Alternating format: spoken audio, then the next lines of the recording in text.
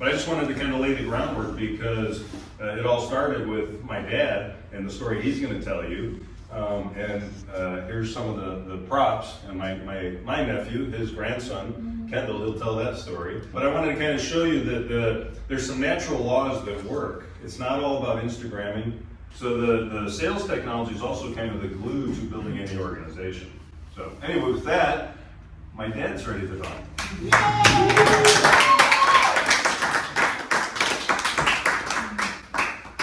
Wow, you guys really got things happening here. Of course. Of course. Yes. Okay. I was thinking about what was an opening comment to make, and a particular pastor in my life showed up when I was in a marketing company, and his first statement caught my attention. His name is Dr. Robert Schuller. He pastored out, and he's passed on now, but he built the cathedral out in Southern California. But at the very first time that I met him, his first statement was, "Man creates the dream creates the man." And I wrote that down. I'm a perennial note taker, but that stuck with me a long way. So my parents were teachers. Everybody in my family was a teacher. The home that I grew up in, his grandparents, dad and mom, they were the first in their particular families to ever go to college, and they both became teachers. And my aunts and uncles were all teachers, and so that was a natural thing. So the little school that I grew up in, northern Indiana near South Bend, Indiana. In fact, there's a famous university there called Notre Dame, but my parents taught me how to spell Purdue before they taught me how to spell Kintzel. And my grandfather was a gardener at Purdue, and when I was half of Soleil's age, I was walking around Purdue's campus attached to my grandfather, and my grandfather was introducing me to people all over. So it was, other people thought, well, what are you going to do after you get out of school? Well, after you get out of school, you go to Purdue. That's pretty obvious, that's what you do. But anyhow, my mom and dad taught in a little school, and we had about 40 kids in the class, about 20 boys, about 20 girls. From the first grade all the way to the 12th grade, all in one school. Mom taught home economics, dad taught vocational agriculture, and ran the shop and ran the 4-H programs. So my sister and I, we got up in the morning, we did our chores, we got in the car, and we went to school. And we stayed at school until mom and dad were ready to come home. And the teachers' world isn't like the bus world, and that's maybe school was 8 till 3:30 or something, but my folks seldom got home before 6. There was always projects and this and that and other. So my sister and I learned how to entertain ourselves at school, go home, repeat, rinse and repeat. Is that what they say? The other statement that Dr. Schuller made was, if the dream is big enough, the facts don't count. Isn't that a great statement? And that's one you can take home and play with. If the dream is big enough, the facts don't count. So I'll start with that, because evidently my mom decided I ought to be a pilot. So I must have been 7 or 8 years old at that time when she dressed me up like a pilot. I do remember one of my first memories, I think I was 10, and I was born in 37, so that would have been 47. So that's a couple years after World War II was over. I remember them taking me up to South Bend to see the Blue Angels perform. And then I remember a few times of them driving up to Chicago, what was that? Midway Airport, the Lockheed Constellation. So we go up there and watch airplanes. So then all of a sudden I'm at Purdue and I come home and I tell them I'm going to be a pilot, and my mom's all shocked. What do you want to do that for? So the program kind of started somewhere along that line there. But actually, the person that convinced me of it was Purdue was what they call a land grant college, and that means that they teach military training the first 2 years. I knew nothing about the military, so when I got down to Purdue, enrolling for my classes, the person had to explain it, and they said, "What do you want, Air Force or Army?" But I just thought, well, Air Force in the air, Army's on the ground. I guess Air Force. I said, okay, you got to teach 52 years of it. Well, I showed up at my first class in Air Force ROTC. That stands for Reserve Officer Training. And this guy was, he was cool. We didn't have the word cool in those days, but that's what he was. And he'd been an F-86 fighter pilot in the Korean War, and he had all sorts of stories to tell about the day his canopy blew off and his oxygen mask went out 3 feet and then came back and socked him in the face. Oh man, that's really cool. I didn't know cool, but that was good. But anyhow, I left that first class and I knew that was what I wanted to do. So I just said, well, if I'm going to fly airplanes, I ought to be in aeronautical engineering. So I subscribed to a magazine called Aviation Week, and at that an issue came and it had a picture of a fighter plane, this plane right here, and this was in the 50s, and this airplane was being in flight test, and I didn't know it, but at that time a guy by the name of John Glenn was the chief test pilot. He was Major John Glenn, and he's the first guy to fly this airplane supersonic from California to New York. I think that was 58, something like that. Well, anyhow, what's the name of this airplane? this is the F-8U Crusader. And Wasn't he the first man to do something else too? yeah, he was the first man to orbit. Orbit the Earth, John Glenn. He was one of the Mercury 7 astronauts a few years later on. Yeah, so anyhow, I wrote off to Aviation Week magazine, and they sent me a big poster. I had that picture framed over my desk all those years through college. Well, when I got to be a junior in college, that's when the space race took off. The Russians put that little Sputnik up in the air.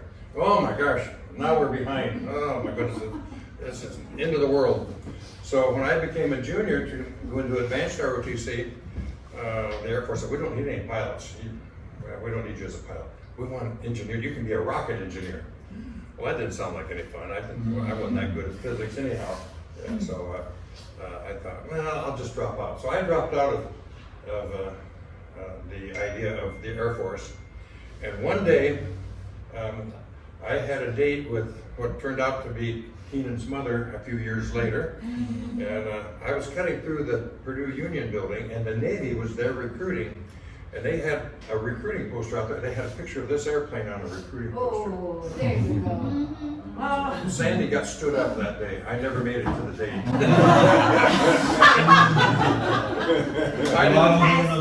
I did a left turn into the office, and I was in.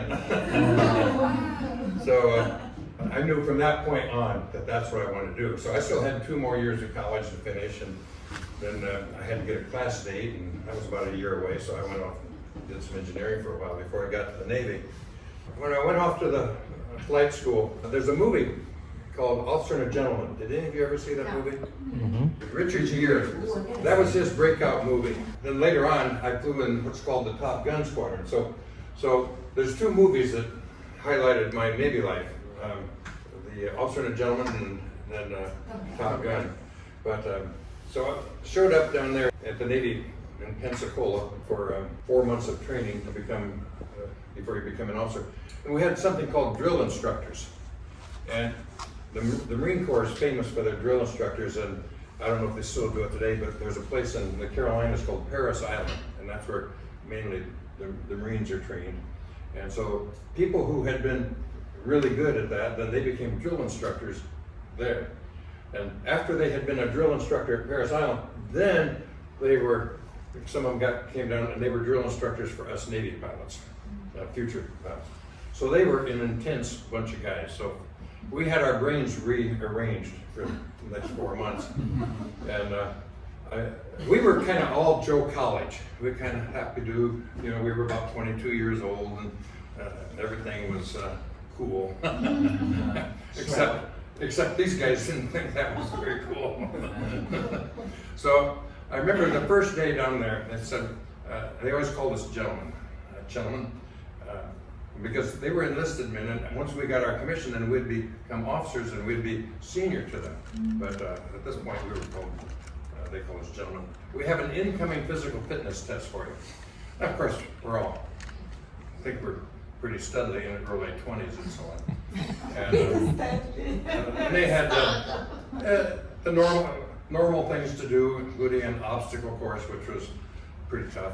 But the last thing on the incoming fitness test, there was a seawall, and they had it seemed like it was 10 feet tall, but it was probably a 20-inch bench, something like that. And double march cadence is beep, beep, beep, beep, beep, beep, beep, 120 counts per minute. 60 counts per minute is basic cadence. Double march is 120 beats per minute. And so they had, this is called the step test. You had to get up, left foot up, left foot down, right foot down. At double counts, double cadence, I can still do it. Beep, beep, beep, beep, beep, beep, beep, beep. And we had to do that for 5 minutes.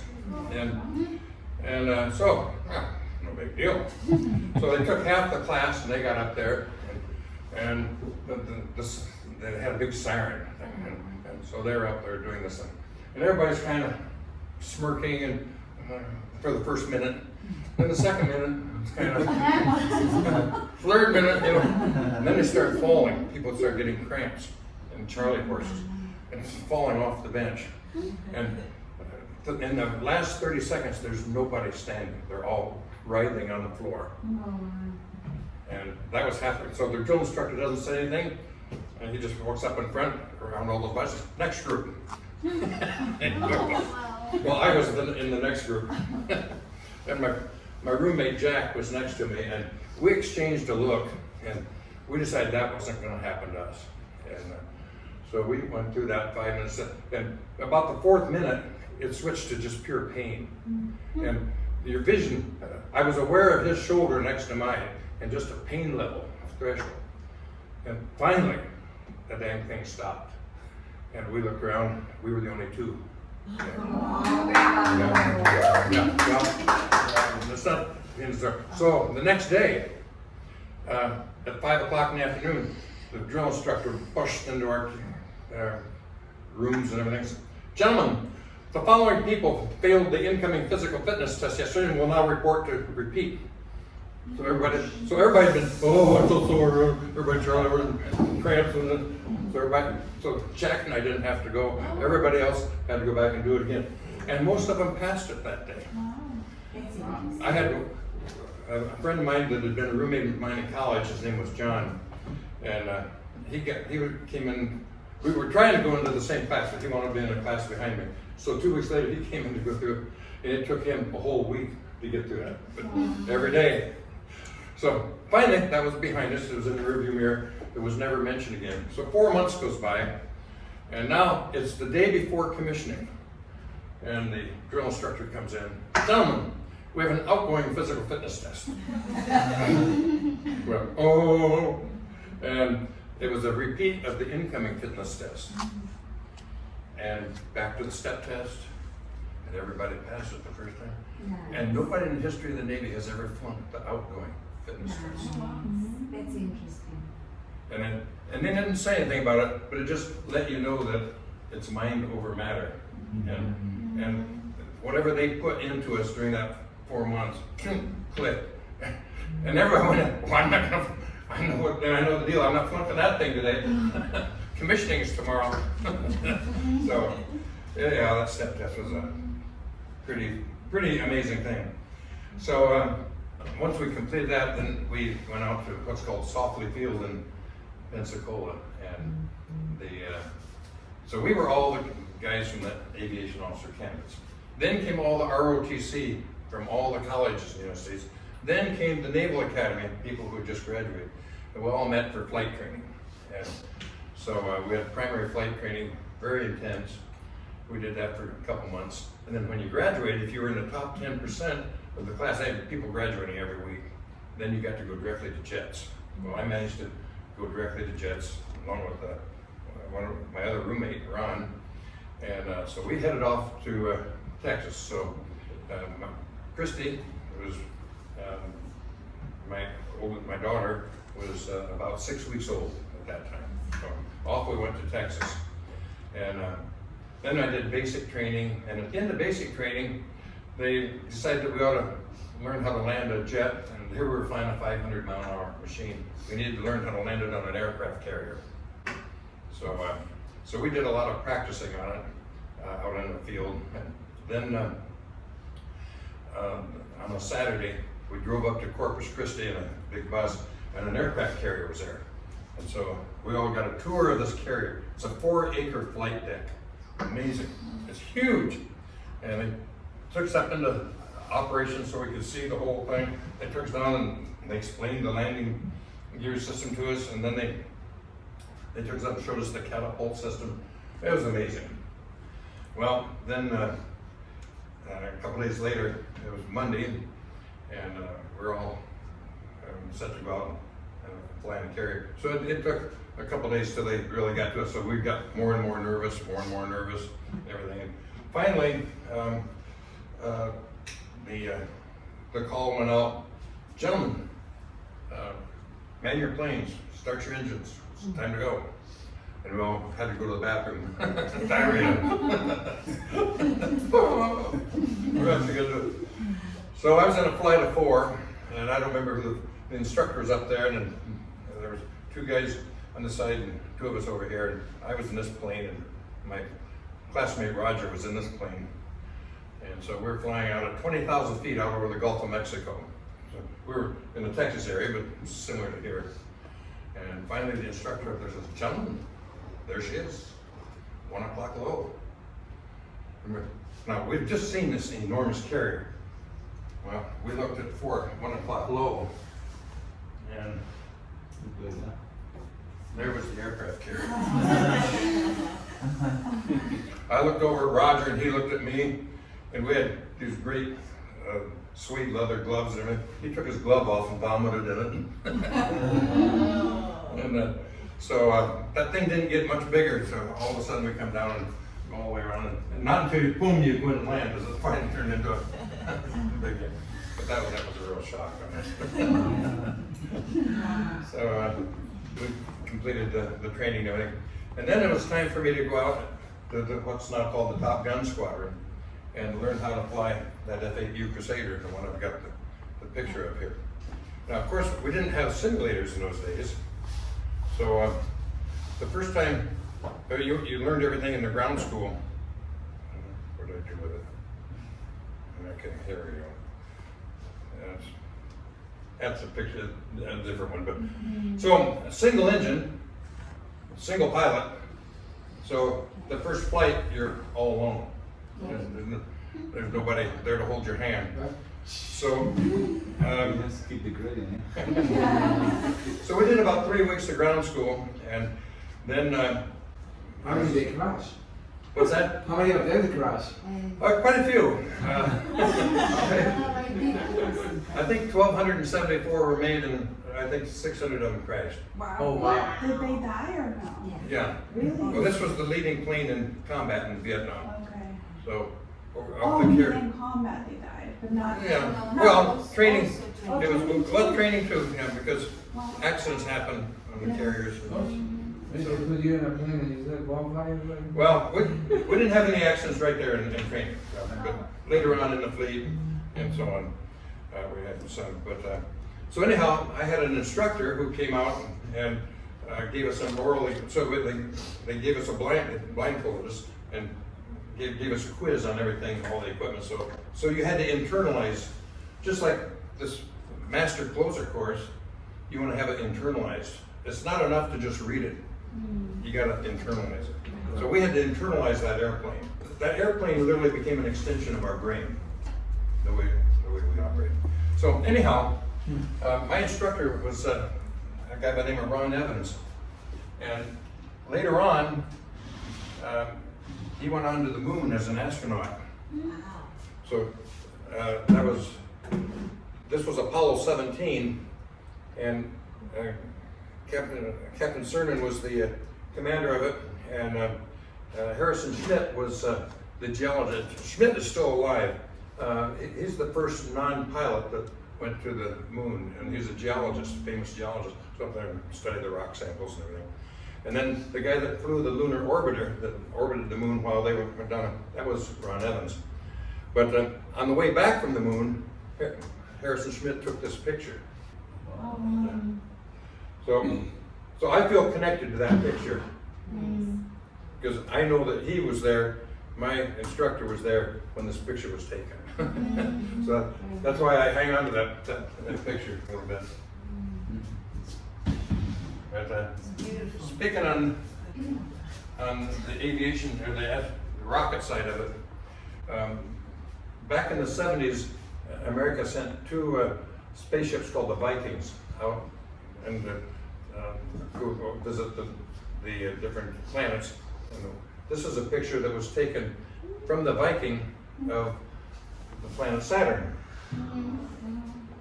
But this is on the back side of Saturn. And if you see that little white dot up there, see that little white dot? Yeah. See a little white dot? See a little white dot? See a little white dot? That's planet Earth. Oh, wow. That's planet Earth. And that kind of puts in perspective where we fit in the bigger scope of things. Yeah. It's hard to visualize that space, but you know, the sun is 92 million miles away. Well, that's just a number, that doesn't mean anything. But if you think of it, here's Earth. Oh, let's say here's the sun. And if the distance from the sun to the Earth is 1, then from Earth to Jupiter, which is a very large planet, that's a number 5. And to Saturn, the number is 10. So that's how far away that is from the sun. In the Navy, all those patches and things of that nature, that was just what we were doing as a Navy carrier pilot. Being an Indiana farm boy, I've got a little Indiana patch there. And Carrier Air Wing 16, that was the CAG 16 was what we were called. We were called the Hunters, so we had a patch there for the Hunters. We were flying the Crusader, and we were on the Oriskany. And I had another patch for having, well, here's the 1,000-mile-an-hour patch. So and the airplane manufacturer gave us, so I have a little lapel pin that's, I call it my go fast pin. It's just for 1,000-mile-an-hour. It's on it. This is tenant, right? What is it? Lieutenant. Lieutenant. Yeah. Captain Captain's 3? well, captain in the Army and Air Force is equivalent to lieutenant in the Navy. Oh. Navy starts out ensign, lieutenant, junior grade, and then lieutenant. And in the Army and Air Force, they go second lieutenant, first lieutenant, captain. So same structure. So Wasn't there a patch for 100-night landings? yeah, well, 100 carrier landings. It was called a Centurion when you made 100 carrier landings. So I wound up with 156 carrier landings. That was not a whole lot, but anyhow, this was called a flame-proof flight suit. And the other story I was going to tell you is I had a commanding officer by the name of Commander Orton who told us, gentlemen, if you have an emergency in your airplane, the first thing I want you to do is to wind the clock, because that's the only thing you can do that won't make it worse. And same thing would apply in driving a car or any operating any equipment. The tendency is to overreact. And so this happened to be a flame-proof flight suit, and after I got out of the Navy, I was flying off of active duty. I was flying in the reserves up in Chicago, and I was flying in a different airplane called an A4 Skyhawk. And one day I'd just taken off, and there was a big kaboom in the airplane, and down here, my right leg was in flames. I had fire coming up to my knee. And so remembering what Commander Orton had said, I looked around that airplane. The engine was still running. The first tendency was you pull the handle and eject, you're on fire. But the engine was still running, RPM was everything looked pretty good. So in a squeaky voice, I declared an emergency to the tower and circled back around and landed, and they had the fire trucks out. And at the end of the runway, got to a stop and opened the canopy and jumped out of the airplane. But so this thing protected me. I didn't get a single not a burn or anything on there. And it turns out that the windshield wiper motor had frozen. The little thing inside the motor had frozen, and current was being ported to it, and a little grease started, and it got hot, and the grease got on fire, and the air conditioning and duct was underneath there, and it took those flames and blew it up into the cockpit. So no big deal. But I almost jumped out of the airplane. So from after the Navy, I wound up going with American Airlines, and that's was my favorite airplane. That's the Boeing 727 there. And interestingly, this engine right here, we had 3 engines on the airplane. That's the civilian version of this same engine that I had in my FAU Crusader. Wow. So that was my favorite engine. I can see. I had 1,000 hours in that airplane and had 8,000 hours in that airplane, and I never had a problem with an engine. So I'm a Pratt Whitney guy when it comes to engines. I went through ground school for 3 weeks with a man by the name of Pat Shea, who was a fellow pilot. And again, we had very basic simulators, so we did most of it with, we didn't have little phones, we didn't have little computers and such like that, so it was go to class 8 to 5. And so I knew Pat just slightly from going to lunch and things like that during ground school. A year had gone by, and I came back to go to ground school for the 707. So I was going to upgrade a little bit. And Pat Shea saw me there, and he came up and he approached me. Now Pat was off in a direct sales company, a company called Amway. Maybe you've heard of it. And Pat had been in it for about 6 months. Now Pat was about 4 years older than me, and so he was a very quiet, introspective type of person. And he would, no matter how complicated a question you'd ask him, he'd answer it in one sentence. He's one of those type people.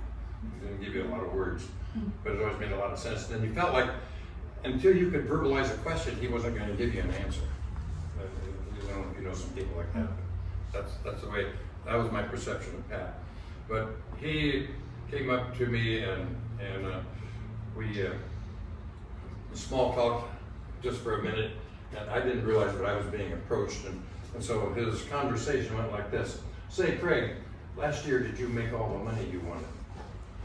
And now I was making $1,300 a month flying this airplane right here. This was 1968. And I was going to ground school in the 707, which was a 4-engine airplane, because I was going to get a $200 a month raise. And then I would be able to quit flying in the reserves and quit having my flight suit burn up. So that type of thing. So Pat asked me, "Say, Craig, last year did you make all the money you wanted?" Now, when he said that, the words that came out of my mouth were, "No, who did?" And then Pat's next question was, or statement was, "Well, last month my wife and I made $1,132 in our spare time." Now that created a negative image for me. And I popped out of my mouth, "Come on, Pat, what are you selling?" Immediately I thought direct sales, World Book. No drugs at the time yet? No, door to door, used cars, World Book, something. I didn't know what it might be. And the way he handled that for me was he never broke eye contact. And he said, "Craig, it's sales management. Have you ever been involved? Answer a question with a question." Right, these 3 questions. Answer a question with a question. Now I had to stop and think, but that little picture in my mind changed to me wearing a coat and tie, sitting behind a desk telling other people what to do. That was the picture that management had for me. And so I said, "No, I haven't." But now his next statement was, "Now, are you interested or are you just curious?" Another question. "If you're just curious, I don't have the time to tell you. But if you're interested, I'll pick you up tonight at 7 and I'll show you." I said, "I'm interested." And that's how I went to my first, so I guess that was the hook. Whoop. Jumped me right out of the water. Great approach. Now, eventually I got started in the Amway business, and I was all excited about it. I bought little warehouse manager hats for the boys and started holding meetings and sponsoring people. And the first 8 people I sponsored quit. But you know what? I was so excited and moving so fast, I didn't notice. I never noticed them quit. All of a sudden, they didn't show up anymore. It just disappeared into the sunset. But the ninth person I sponsored was a guy by the name of Bill Cheney. Now, years later, I found out that Bill also knew Pat, and Bill had been down at school at the same time I was, and when I was having that conversation with Pat, Bill was over here and overheard the conversation. So we didn't connect the dots for a couple of years, but I'm looking for some more people to talk to, and I'm going down through the pilot's alphabetical list, A, B, C, I got to see Cheney. And Bill Cheney, yeah, I met him. He was also flying out there in the reserves. And the picture that popped in my mind was, looks you square in the eye and gives you a firm handshake.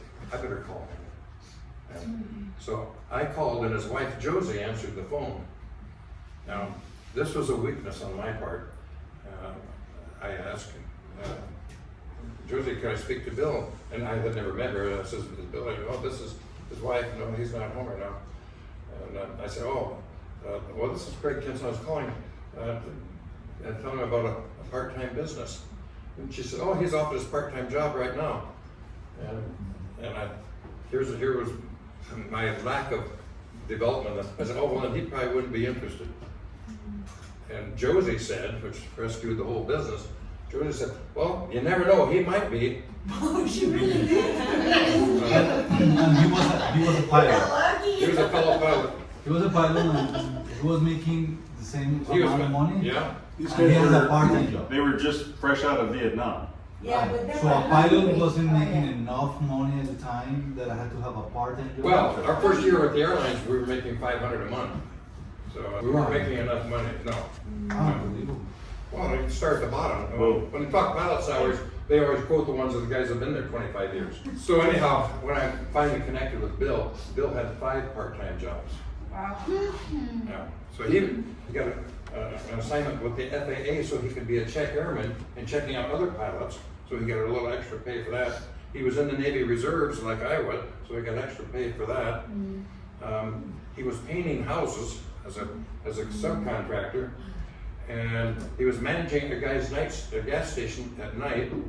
So he'd cut off a broom handle and ran it across his 2 rear view mirrors in the car, and had the windows up, but to hold the room, and had all of his uniforms on. So he could change from one uniform to the other. That's multiple sources of people.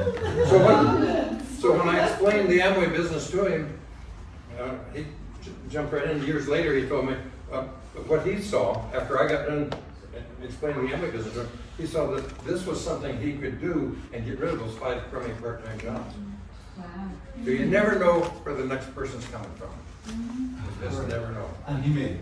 Yeah, he made it, and so in the hierarchy of things, Bill was older than I was by about 3 years, but he'd been the catapult officer on the Ranger, and he'd stayed in the Navy a few years longer. So the airlines had slowed down, so he was flying flight engineer.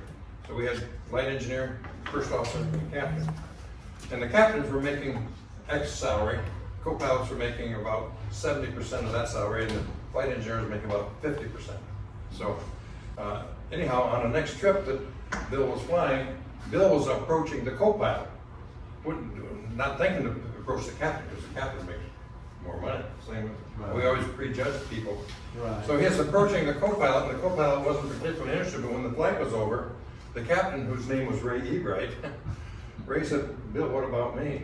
And it turns out that Ray was tired of flying. He was 43 or something, so he was a lot older than Bill. But 2 years later, when he was 45, he walked away from the airlines and went full-time in the Amway business. Wow. But then I got a phone call from Bill, and he said, Craig, can you come over and help explain this marketing plan? And he was over at Ray's apartment, and he had a guy there by the name of Ron Bryce. And it was a Saturday morning. I got over there, and they had a yellow pad. They must have had 50 sheets spread out on that yellow pad. They had coffee spilled all over everything. And Ray was a little slow-talking Southern guy, and Ron was a fireball. And finally, and Bill was very slow talking too and everything. So Ron was getting very frustrated. He couldn't get his answers fast enough. So anyway, whatever whatever the misconception was, he got it straightened up and he jumped up and he said, I got it. You guys can go find somebody else. I'm a diamond. I'm on my way. Boom. And he was out the door. And he was. You went double then. Wow. Nice. Yeah. So that was what started. We became known as the pilot group. And we really, but it was a team. It wasn't an individual. It wasn't me.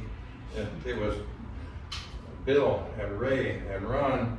And Ray sponsored another pilot who then sponsored, his name was Don. He sponsored his next door neighbor who was a truck driver with the name General Prince. I had no idea whether we had a general or a prince or what in our group there.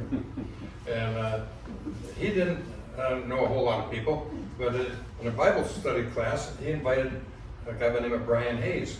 You can hear about this. Brian and his wife had just moved in 30 days earlier, just joined this church. They moved from Ohio, and he was the youngest vice president with Motorola. And he got excited about it. And then he brought in a guy by the name of Joe Ferlita. And Ferlita's got excited about it. He was another engineer at Motorola.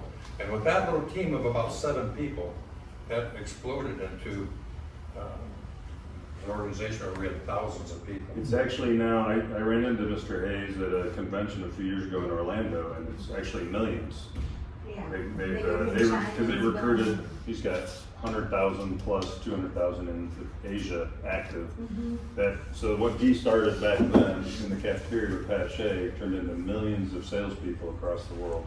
And they're still going. And Amway does 8-10 billion a year. And they own the Orlando Magic and Islands and fleets of jets and a lot of happy people that are free. That was another thing that crept in, right? That's right. Dexter was an interesting character. He and his wife Bertie got married while they were still teenagers, and I think they wound up with 8 kids. And they were living in a double-wide trailer, and he was working as a clerk at Sears, and he was driving a Budweiser truck at night. And somebody by the name of Charlie Marsh, who was a cop with an 8th grade education, who had been sponsored by a milkman. That's the lineage that came down, and they started to build, and they had been building for some time.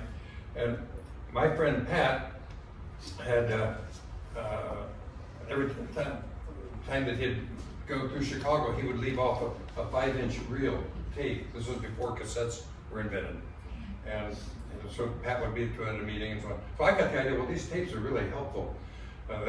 Dallas had some pretty good sized meetings going.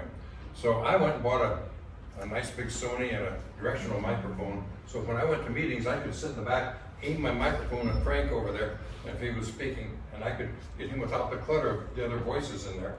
And so I started making some tapes, and I made about 13 of these real tapes over a period of a year or two. And by this time, Dexter's group had grown to a certain size, and some fallout had occurred. People started changing what they were doing that made them successful, and then all of a sudden they were failing. So when Dexter got a hold of these tapes, he said, this is going to be the bricks that'll hold my mortar. This is the mortar that'll hold my bricks together.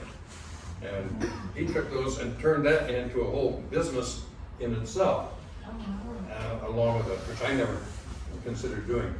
But anyhow, Dexter then, through building books, tapes, and seminars, started helping people with their mind more than so it all goes back to the dream. So it went back to, if the dream is big enough, the facts don't count. And what other people were doing, once they were not having great success in sponsoring, they would start putting all their focus on the product. Nobody wanted to sell soap. Nobody. That was Amway's product was soap. It wasn't about the soap. It was about the freedom. What Keanan was just saying.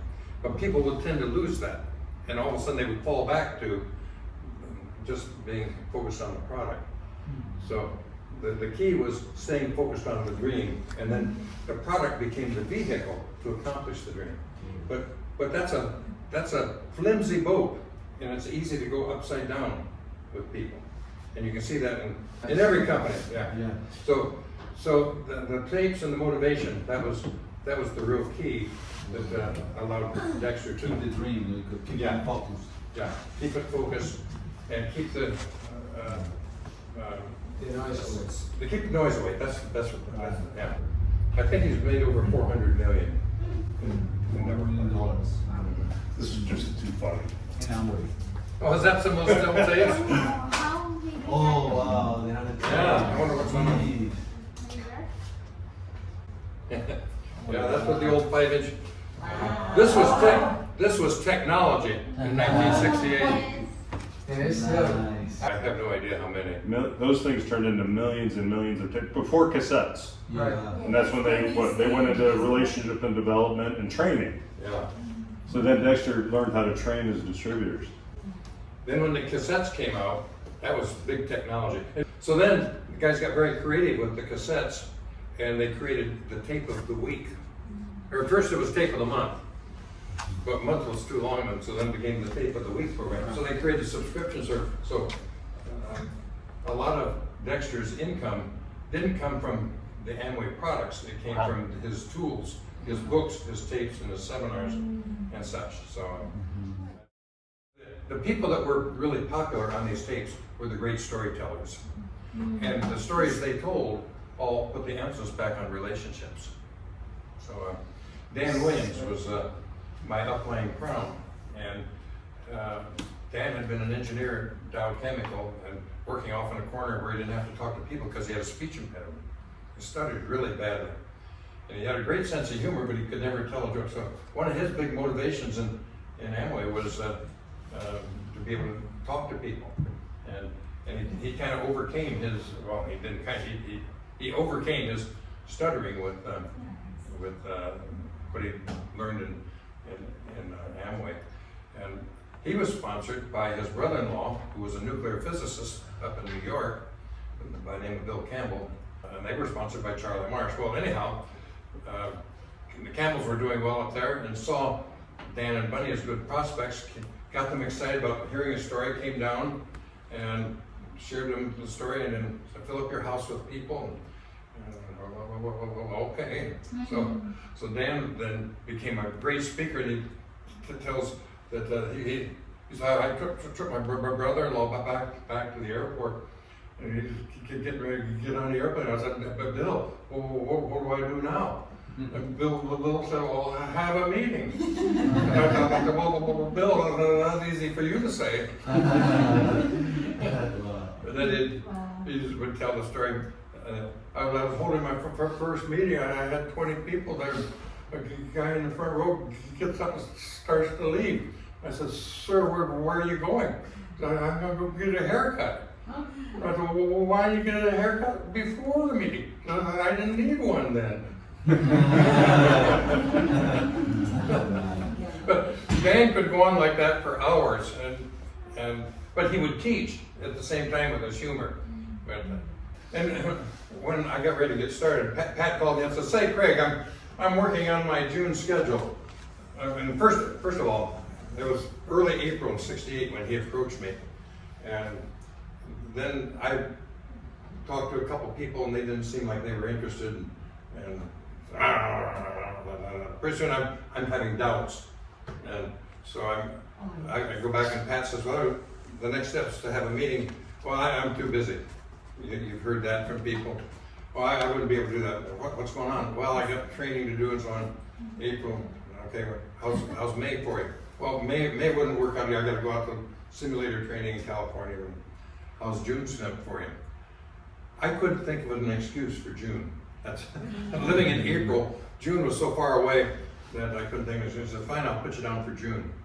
So, end of May, I'm out in San Francisco on a layover. Of course, that's Pacific time, and Pat lived in Central Time Zone, Texas. He called. My phone rang at 6 in the morning. And Pat, and I picked up the phone and said, hello. He says, hi, Craig, this is Pat Shea. Now, this is not the same Pat that I remember. Hi, Craig, this is Pat Shea down in Dallas, Texas. I'm setting up my June schedule. Now, did you want to have your first meeting on Tuesday or Thursday?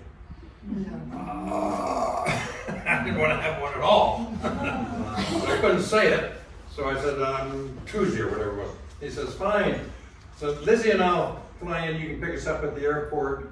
It's at 5 o'clock on the 5 o'clock flight, and invite your fill up your house with people, invite everybody to come over at 7 o'clock, we'll start at 7:30 sharp. Very nice. Oh, what did I do? All the way back to Chicago, I start making a list, calling people, and this last thing he said to me, and by the way, invite twice as many people as you expect, because things happen. And so Sandy and I looked at our little family room. We thought, well, that would hold about 20 chairs. It was just about this size right here. And so we borrowed them from the Methodist church. And I thought, oh man, I gotta invite 40 people. Man, I don't know what we'll do if 40 people show up. But so I did exactly as I was instructed. I invited 20 couples, so there would have been 40 people. 7 o'clock, people started arriving. I picked up Pat. 7:30, there was 20 people. Every chair was full. I thought, that guy's a genius. How did he know? And the next day, that night, I was all excited to stay up late. The next day, I was a chatterbox taking him back to the airport. Pat just let me chatter. And I got to the airport, and I didn't have security in those days. I walked him right all the way down to the gate and right down to the entrance of the airplane.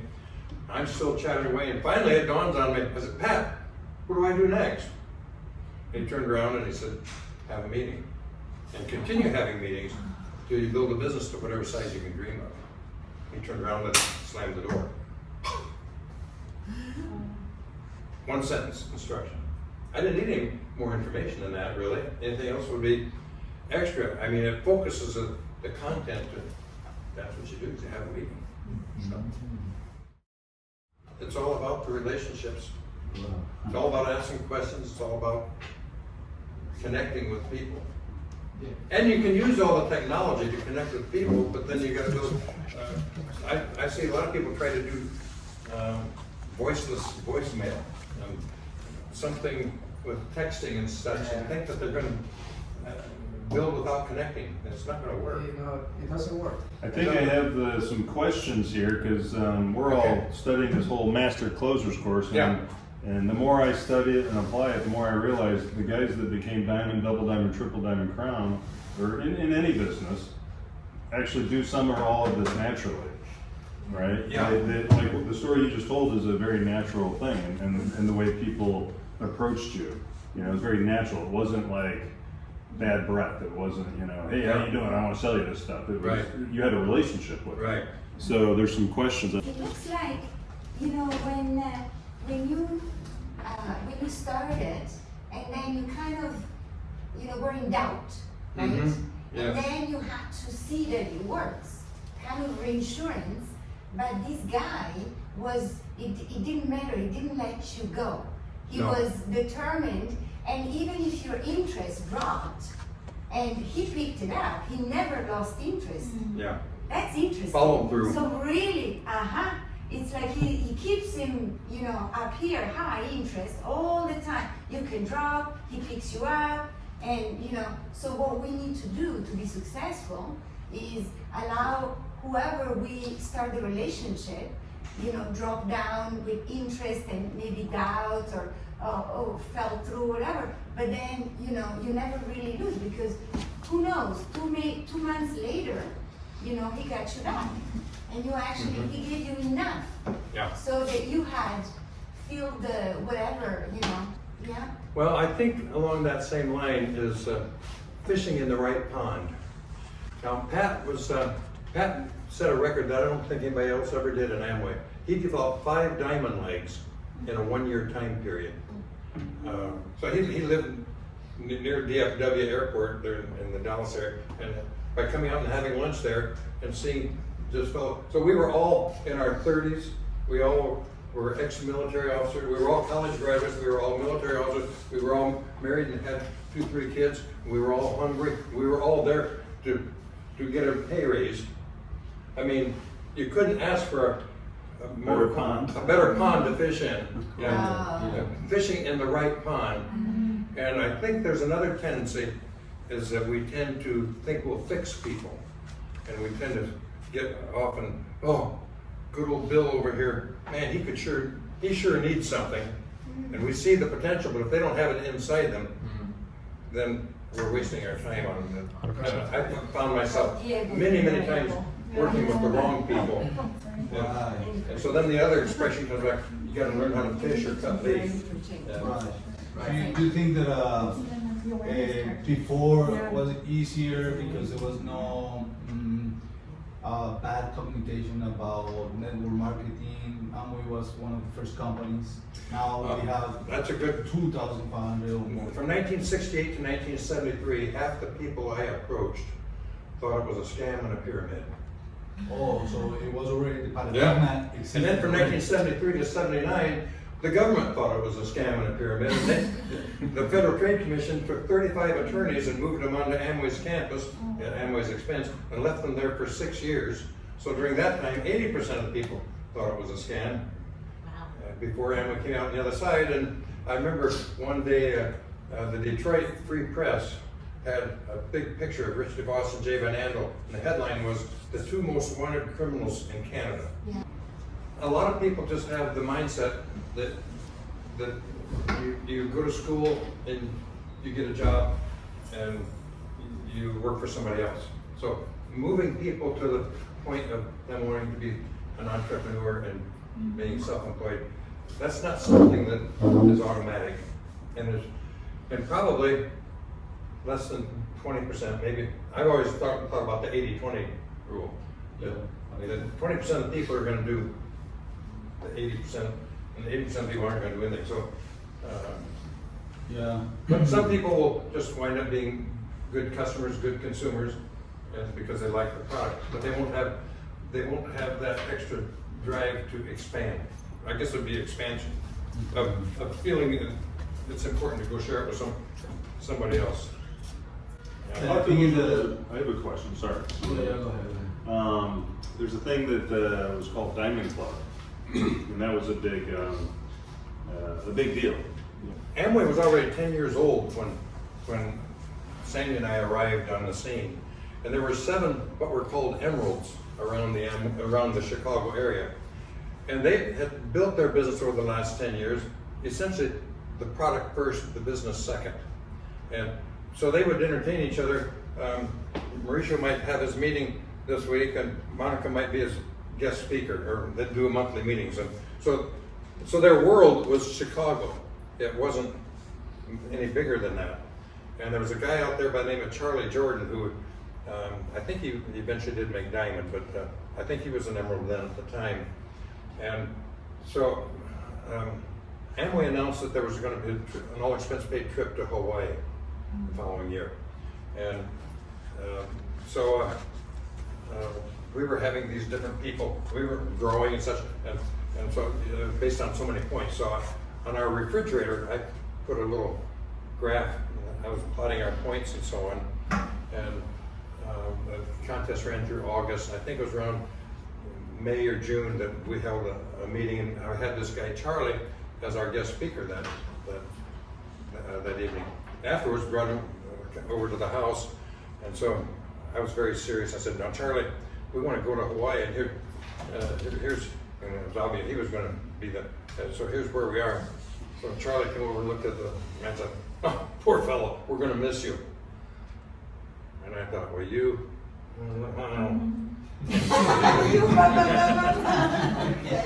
And on the last day of the contest, Sandy and I qualified for it. Woo! We flew to Hawaii in November, and it was at some Hilton place there, and we walked into the lobby, and there sat Charlie, and I walked right over, "Aloha, Charlie!"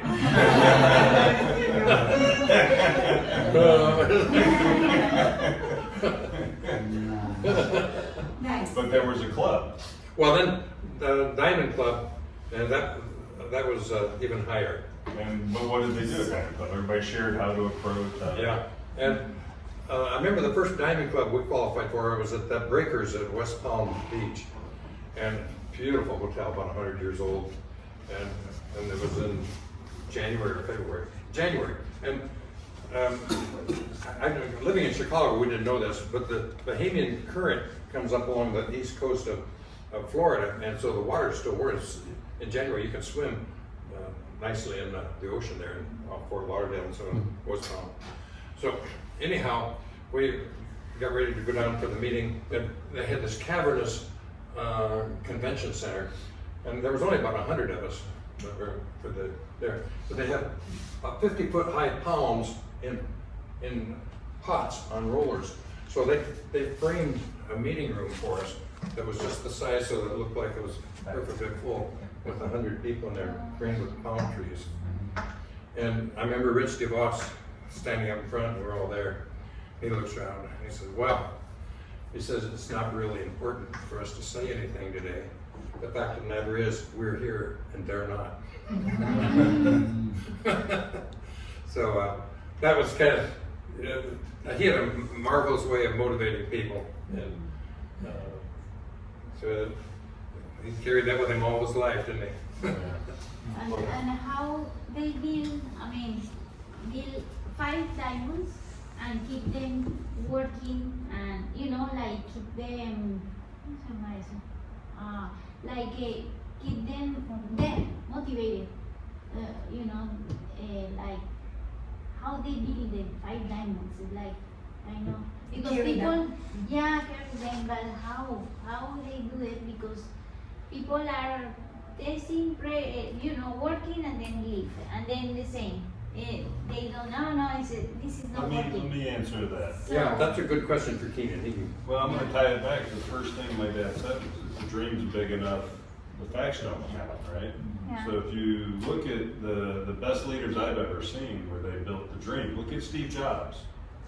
He was putting the future there for people and humanity on services, products, right? He was a dream builder and a salesman. Much more, he was not a programmer or a technician. Neither was Bill Gates. Rich DeVos was a dream builder, right? So once the dream's in there big enough, they'll self-motivate. It's not your job to motivate others, it's to maybe inspire, But like I see. keep, yeah. keep I the mean, dream like, alive, yeah, keep it's the like- goal it's like- alive. It's like what they were saying, you keep the contact and the relationship alive. By what? By inviting them, creating those, rewards and things, to achieve, like the trip in Hawaii made you go like, oh, really? You think I'm not coming? No, I want to go. And- So it's like putting targets. I think that- You need to have targets. What I'm seeing is that obviously this type of people are rare because there's some characteristics and qualities. Yeah. The first 8 people I sponsored quit. And I was so excited I didn't notice. I can see. Next. Yeah. We had a friend out in California, his license plate was next. So that's all you can do is share the story and the right person will respond. It's We all went through periods where we were talking to the wrong people. I had to be 31 years old before I was a good prospect. If somebody, in fact, an experience that Sandy and I had, we had lived in San Diego where Keanan was born and Curtis was born. And our next door neighbors, and I can't pull their names out now, he had a great personality and she was a lovely lady. He was a mathematician for NASA. And we had little tract houses there. And so a couple years later when Sandy and I were really excited about Amway, we flew out to California for something. We decided that we wanted to go take them out for dinner and share the story with them. And so we were so excited. I mean, we were close to Diamond at that time. We were just like this at dinner and our old friends and everything. And he got more and more quiet and more and more quiet. And finally he said, Greg, you don't seem to remember the night that I invited you two over for a meeting. And I said, no. He said, well, I had signed up in Shackley. And at my first meeting, I invited you over, and you made so much fun. He said you were laughing. He said you were rolling on the floor laughing at me. So the next day, I quit. Oh boy. Oh boy. He didn't keep the interest there. But he was such a comedian, Oh shit! and he made everything so funny. And he was just I hurt his feelings. He quit. Well, he wasn't very strong. I guess he wasn't strong enough. Wasn't very Oh strong. my God, he didn't keep going. So, but now I'm going to put Alfonso on the spot because you're the youngest one here today. Now, fresh out of college, degree in finance, 3 years in the corporate world. How much training in college and in the corporate world did they give you on how to network and build relationships and sell? Very little, if any. Now, we're talking fresh out. So it hasn't changed in Right. 60 years is the point. What they're teaching us in college is facts and figures and data to go get a job somewhere, a job. I remember as a child, I don't know why, but one of the things that sticks out, we would go to when somebody became a direct distributor, it was a big deal. And they had a banquet, and everybody would come, 100 people, 200, big celebration, potluck dinners, and there would be somebody would buy a big alarm clock and then get a hammer and they'd smash it if somebody was quitting their job. It was a big deal. JOB just over broke, right? Right. And so I think Alfonso here, we should, this guy had the courage to walk away, right? He's just starting the adventure. Now he has to have the persistence. That's right. Well, That's right. then you have a big group. Keep on intention and That's Yeah. right. Yeah. Interest. But, Okay, so Let's basically- thank my dad. Yeah. Seriously,